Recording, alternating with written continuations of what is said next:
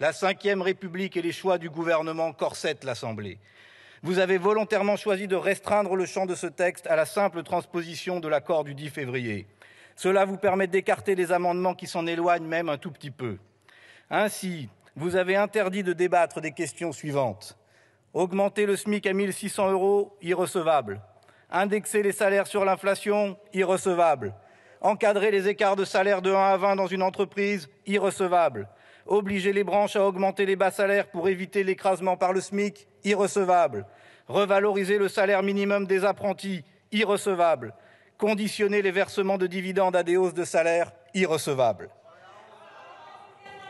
Et il en va de même quant à notre volonté de faire avancer l'égalité salariale entre les hommes et les femmes.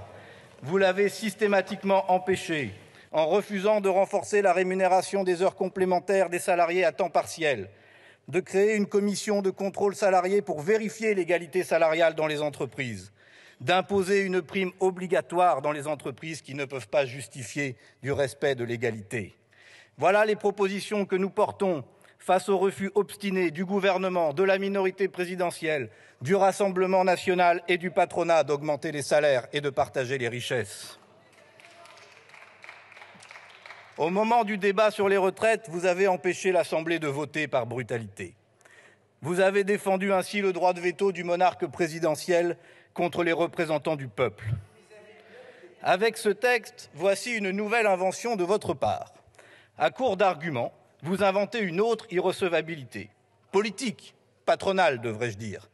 Vous prétextez de devoir respecter l'accord et ne pas accepter qu'on le modifie sans l'accord de tous les signataires, c'est-à-dire à vos yeux essentiellement sans l'accord du patronat. Maintenant, vous inventez donc le droit de veto du MEDEF sur le Parlement. Après l'irrecevabilité de l'article 40 sur les retraites, pour les salaires, vous inventez l'irrecevabilité CAC 40.